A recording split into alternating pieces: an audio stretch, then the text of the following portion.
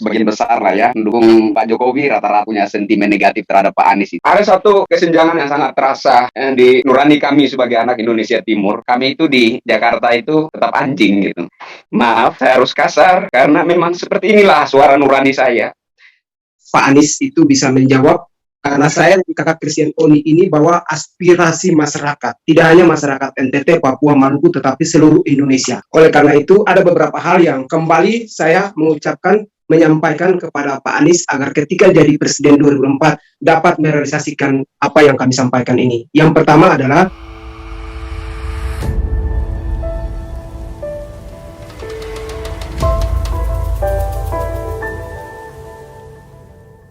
Chris, mungkin ada yang lain lagi. Oh ya, kakak belum sempat tanya.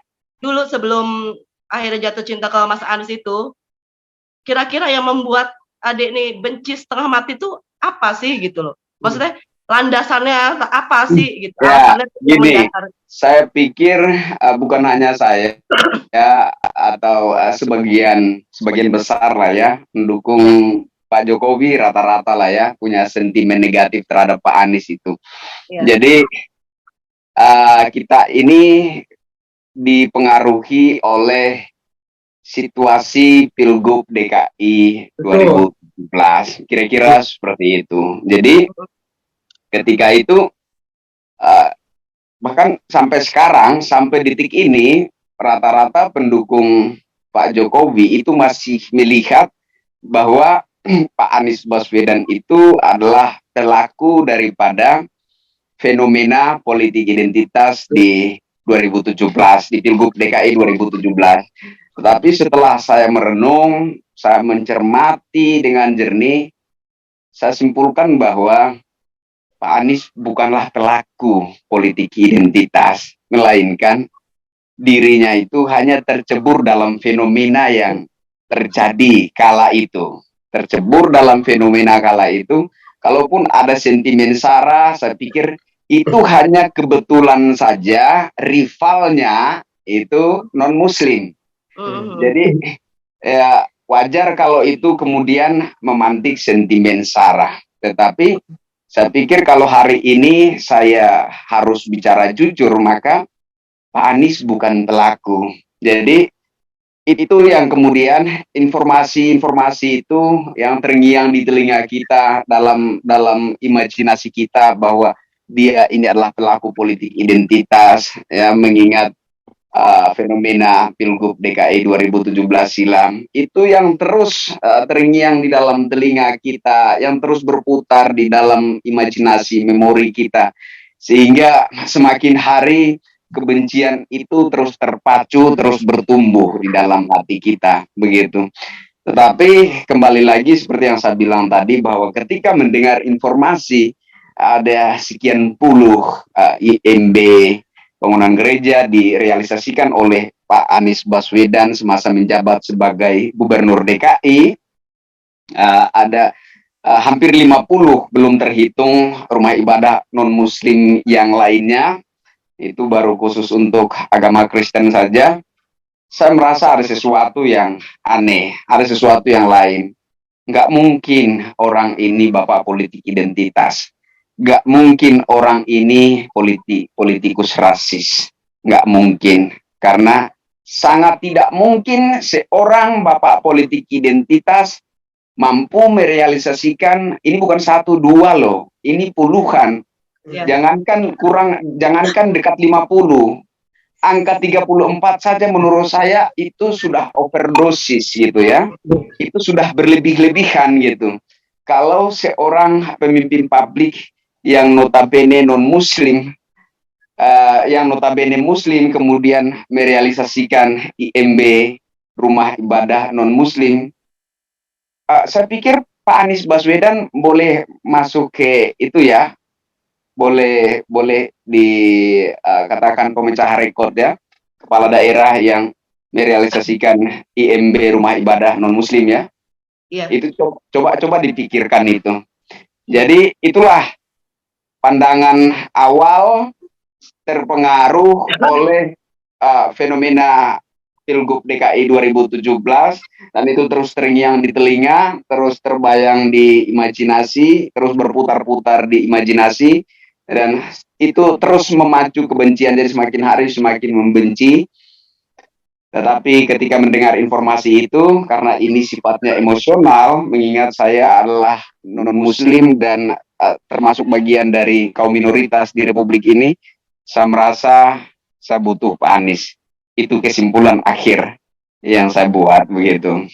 Dan Iya. bukan saya aja, saya rasa bukan saya aja, saya rasa Indonesia butuh Pak Anies.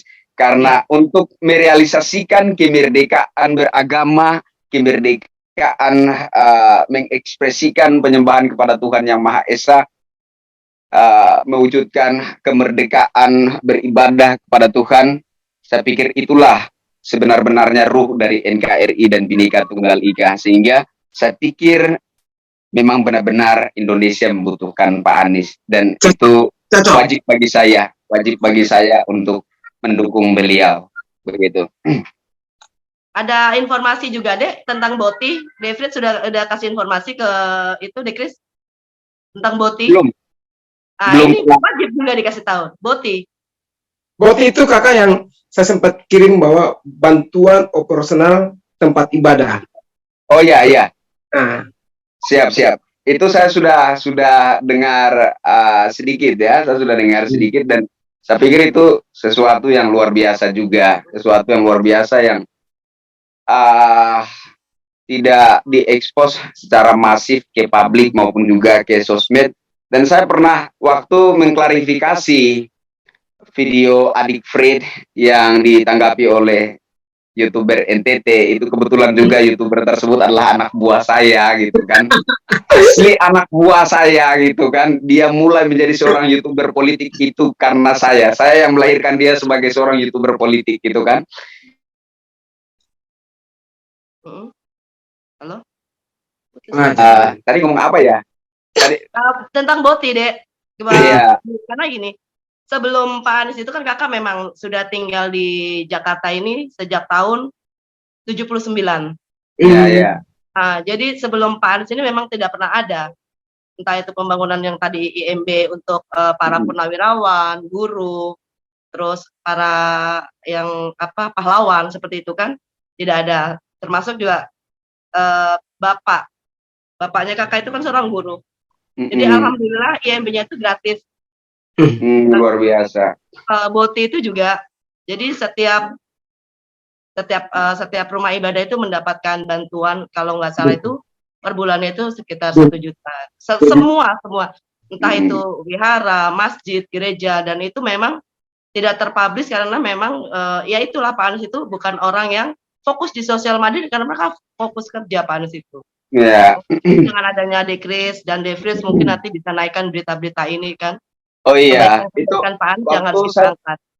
waktu saya menanggapi tanggapan YouTuber NTT ke adik Fritz itu, ya itu saya rasa itu momen dimana saya meluapkan habis itu emosi saya yang terpendam sejak mendengar informasi tentang itu kan.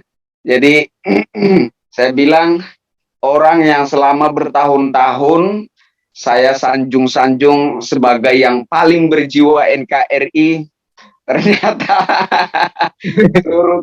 turut serta menolak kehadiran timnas Israel dengan dengan nada yang bolehlah saya katakan rasis gitu ya, nadanya rasis gitu ya. Tetapi ada orang yang selama bertahun-tahun juga saya serang, saya isukan sebagai bapak politik identitas, bahkan bagi saya itu sudah satu stigma bagi Pak Anies Baswedan gitu.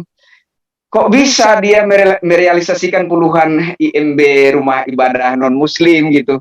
Jadi menurut saya ini ada yang aneh gitu. Jadi kesimpulan saya adalah bahwa Pak Anies Baswedan lebih NKRI. Dan itu yang sekarang itu yang sekarang sedang saya mainkan secara masif secara kontinu di Twitter. Pak Anies Baswedan lebih NKRI. Kalau lihat tagar di Twitter, Anies Baswedan lebih NKRI, itu tagar saya yang lahirkan itu. Oke, mungkin apa kesan dan pesan terakhir ke Pak Anies dari The Christian Onis jika video ini sampai ke beliau. Pasti sampai sih, insya Allah. Oke, jadi harapan saya untuk Pak Anies, karena saya merasa tertarik terhadap Pak Anies karena informasi tentang Pak Anies merealisasikan puluhan IMB rumah ibadah non Muslim, ya, selain Kristen juga non Muslim yang lainnya. Saya berharap Pak Anies bisa terpilih menjadi presiden, kemudian merealisasikan hal yang sama dengan skala nasional, karena ini adalah kebutuhan mendasar bagi setiap orang beragama yang mengakui adanya Tuhan. Itu yang pertama. Yang kedua, harapan saya untuk Pak Anies, biasa di setiap pemerintahan itu kan ada bansos, apapun namanya pasti ada kan, bansos untuk masyarakat. Nah, untuk pengalaman-pengalaman yang lalu-lalu, menurut saya bansos itu sangat baik untuk masyarakat. Hanya saja sayang sekali kontrolnya minim sekali, sehingga terjadi banyak sekali penyelewengan, terjadi banyak sekali korupsi, dan masyarakat yang sebenarnya layak menerima bantuan dari pemerintah nyatanya tidak menerima itu. Jadi kalau di era Pak Anies nanti, amin, amin, amin. Saya sudah langsung mengklaim ini ya. Kalau Pak Anies terpilih nanti jadi presiden, kalau ada bansos dari pemerintah untuk masyarakat miskin atau masyarakat kurang mampu, kontrolnya terhadap penyaluran itu ditingkatkan dan diperketat agar supaya itu benar-benar sampai kepada rakyat yang membutuhkan dan benar-benar layak untuk mendapatkan itu. Itu yang kedua. Yang ketiga, terkait honorer ya. Honorer ini saya juga sudah berkali-kali teriakin di YouTube ya, baik itu. Tapi menurut saya honorer ini yang lebih prioritas menurut saya adalah bidan dan juga guru ya. Bidan dan guru itu menurut saya paling prioritas, karena kalau bicara tentang pengabdian kepada bangsa, mereka itu sudah terbukti dan teruji loyalnya dalam mengabdi di bidang masing-masing, baik itu bidan maupun guru honor. Mereka itu luar biasa sekali. Masa sih mereka sudah bertahun-tahun, bahkan ada yang puluhan tahun mengabdi kepada bangsa dan negara, menyehatkan bangsa, mencerdaskan bangsa, lantas kemudian ada peraturan yang langsung memangkas nasib mereka. Ya Allahku, ya Tuhanku, saya pikir ini sesuatu yang bukan hanya tidak adil, menurut saya itu adalah sesuatu yang sangat barbar ya. Itu adalah sesuatu yang sangat barbar terhadap para honorer, khususnya para guru dan bidan menurut saya. Jadi ini adalah pesan yang ketiga untuk Pak Anies Baswedan, mohon diperhatikan.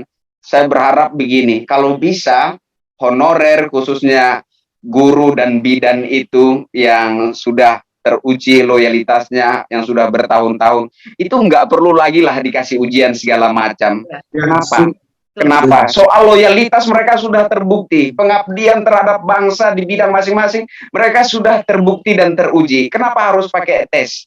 Gitu. Kenapa harus ajarkan mereka materi sementara mereka sudah melakukan langsung di lapangan? Gitu. Jadi mereka itu tidak perlu lagi dikasih ujian yang teoris gitu, teoritis gitu ya. Mereka sudah mengalami langsung, mereka sudah praktek langsung, mereka sudah teruji dan terbukti di lapangan. Gitu. Jadi honorer khususnya guru dan bidan itu tidak perlu lagi dikasih ujian untuk jadi PNS, langsung lantik saja. Kasihan mereka, capek-capek mereka mengabdi kepada bangsa, tapi nasib mereka dipangkas. Saya pikir itu sesuatu yang bukan hanya itu menurut saya sudah barbar, sudah sangat tidak manusiawi begitu. Dan satu lagi yang keempat, saya berharap bahwa debt collector itu dimanusiakan. Ya, debt collector itu dimanusiakan. Jadi debt collector ini kan didominasi oleh saudara-saudara kita dari Indonesia Timur, ya, dari NTT, Maluku, dari Papua. Jadi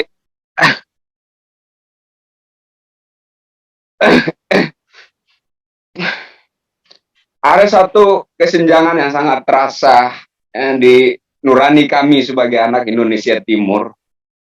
Jadi kalau bicara tentang relawan, bicara tentang loyalis, bicara tentang bagaimana berjuang untuk mendukung seseorang menjadi sesuatu, saya pikir bicara tentang militansi nggak usah ajarin kami gitu. Soal militansi nggak usah ajarin kami, itu makanan kami gitu. Tetapi sebaik apapun politikus yang kami dukung, yang kami perjuangkan hingga menjabat, terpilih dan menjabat, kami itu di Jakarta itu tetap anjing gitu.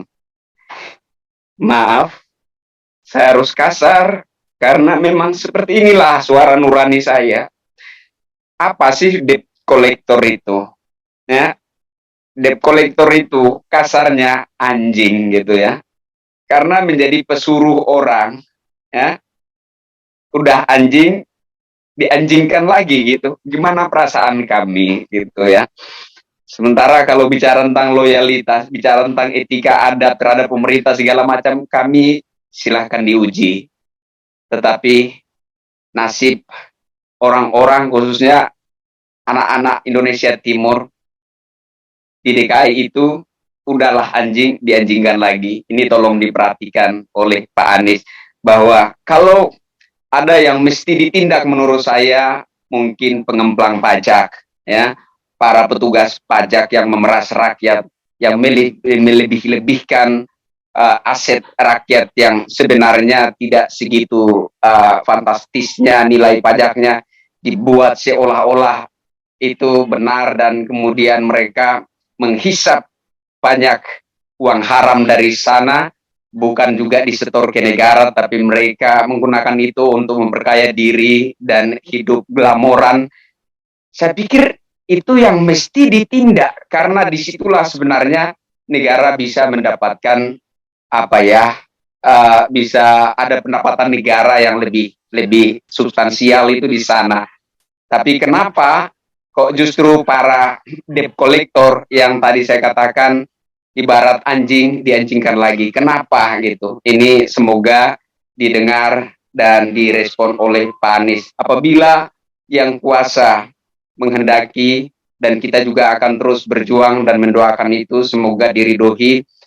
Apabila Pak Anies Baswedan terpilih, mohon supaya pesan-pesan ini direspon.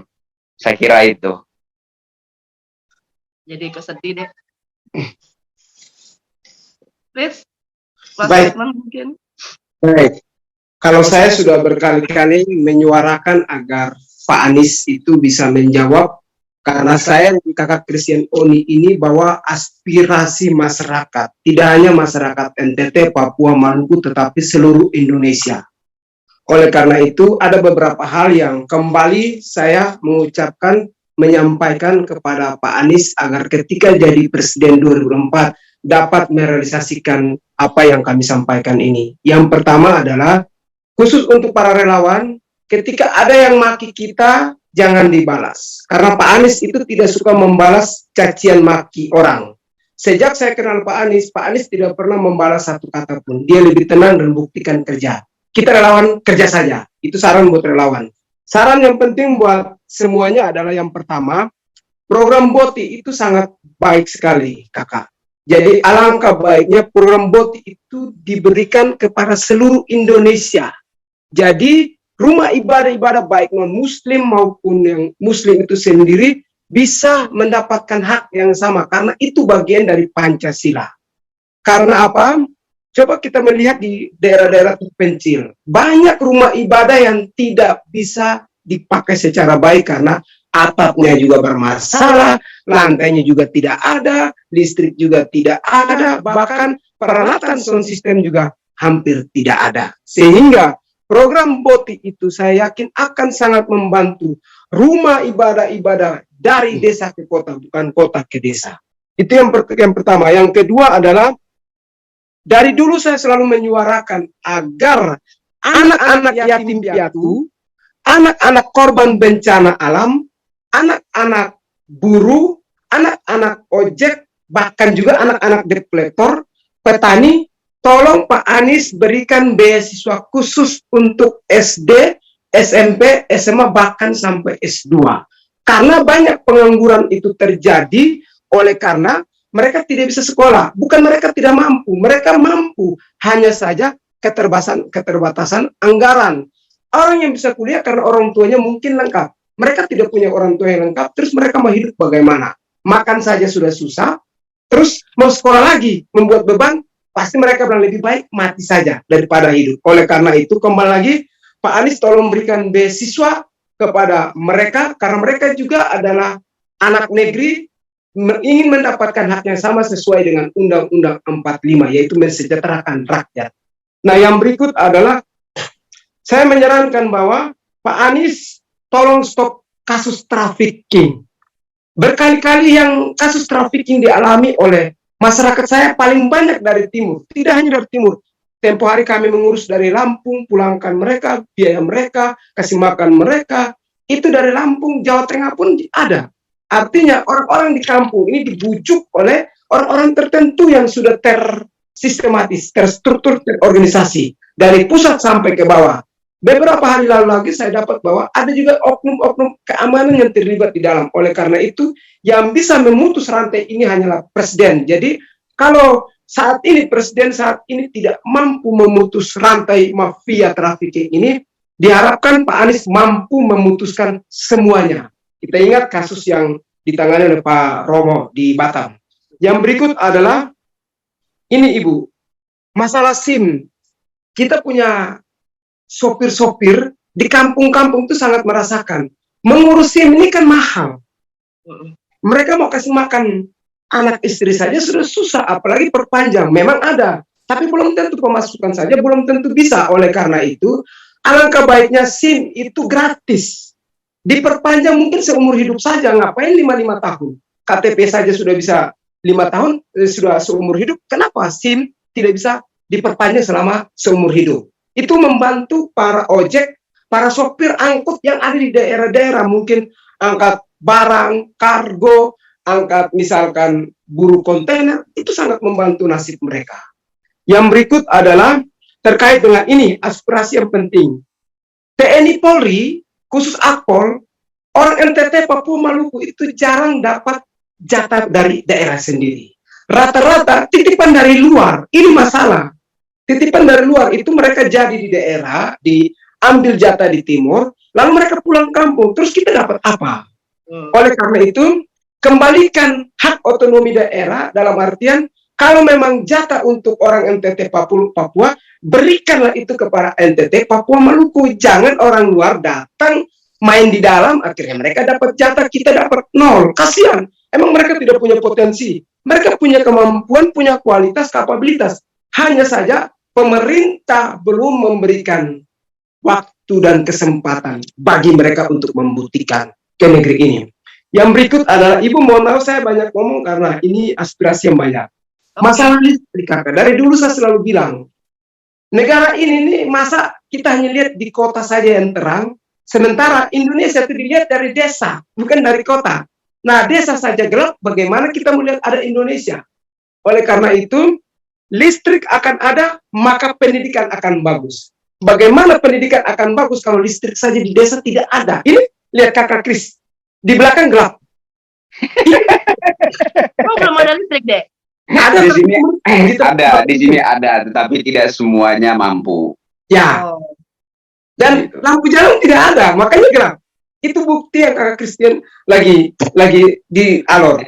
Jadi saya berharap ini kalau bisa bangun dari desa ke kota, bukan dari kota ke desa. Kebanyakan kita dari kota ke desa, akhirnya teman-teman dari timur ingin merdeka sendiri gara-gara kurang adanya pembangunan dari desa ke kota. Baik itu dari Papua sampai dari Aceh, dari Mianga sampai Rote, mulai dari desa dulu, dari perbatasan-perbatasan.